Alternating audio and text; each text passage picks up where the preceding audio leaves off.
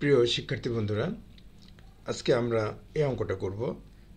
sin inverse x plus sin inverse y equal to π/2 হলে দেখাও যে x square plus y square equal to 1। দেখো সমাধানটা কত সুন্দরভাবে করা যায়। প্রথমে লিখব, দেওয়া আছে sin inverse x plus sin inverse y equal to π/2।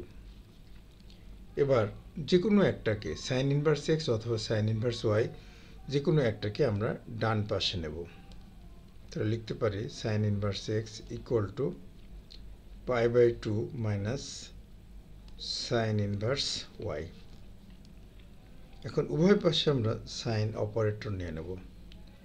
sin of sin inverse x equal to sin π/2 minus sin inverse y।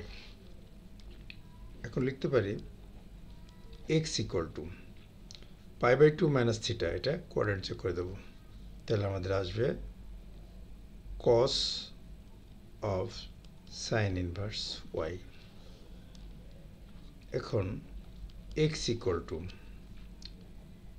cos, এই sin ইনভার্স y কে আমরা যদি cos এ রূপান্তরিত করি তাহলে লিখতে পারবো cos inverse 1 minus y square. এবার লিখতে পারবো x equal to root of 1 minus y square. এবার উভয় পক্ষকে বর্গ করে দাও। x square equal to 1 minus y square.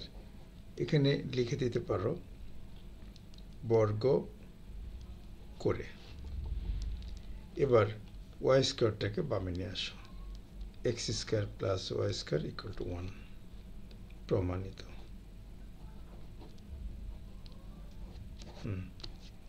আমরা সুন্দরভাবে প্রমাণটা কমপ্লিট করতে পেরেছি।